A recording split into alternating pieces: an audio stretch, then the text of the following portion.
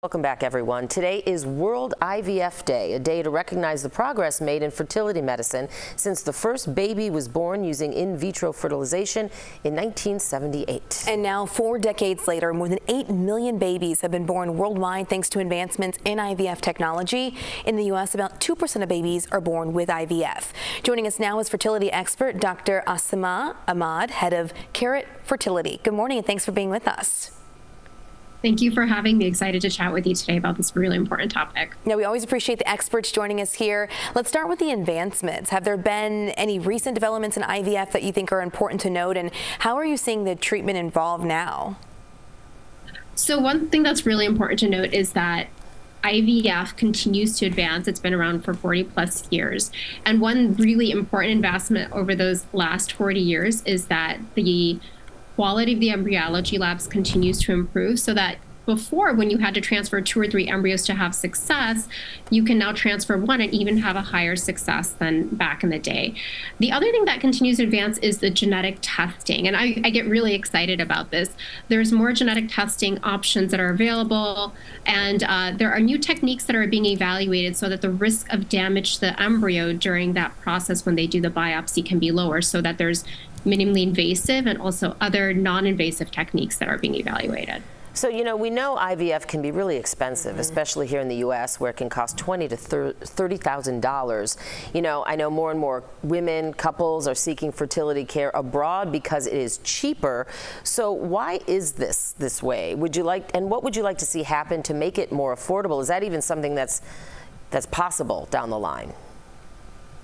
I absolutely think there are things that we can do to make it more affordable. And to start, yes, IVF treatment is expensive. A lot of medical treatments are expensive, but it's the affordability factor. It's that in many cases, about 80+% of people have minimal to no coverage when it comes to IVF treatment.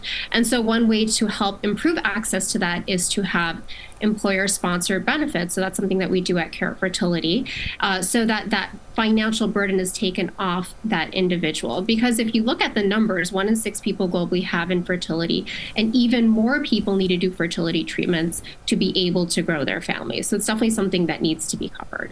Do you think we could see the access to IVF change when it comes to healthcare and those offered by your employer? Absolutely. We are seeing more and more employers providing fertility benefits to their employees. Our customer base, for example, has increased year on year from 2020 to 2023.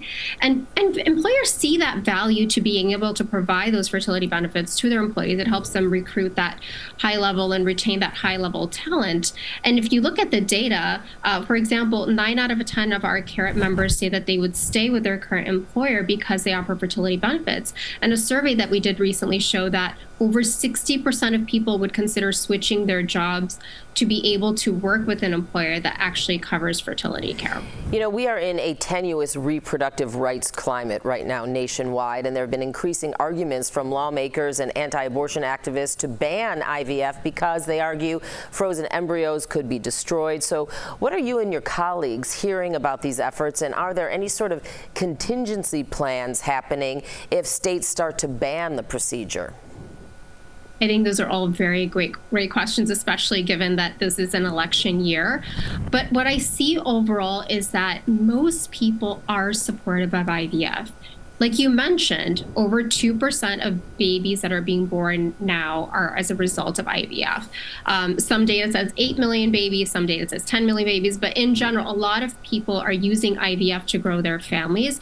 And so there is a lot of support across the world when it comes to being able to access this treatment. So I think there is a lot of conversation around IVF and embryos and frozen embryos and what that means.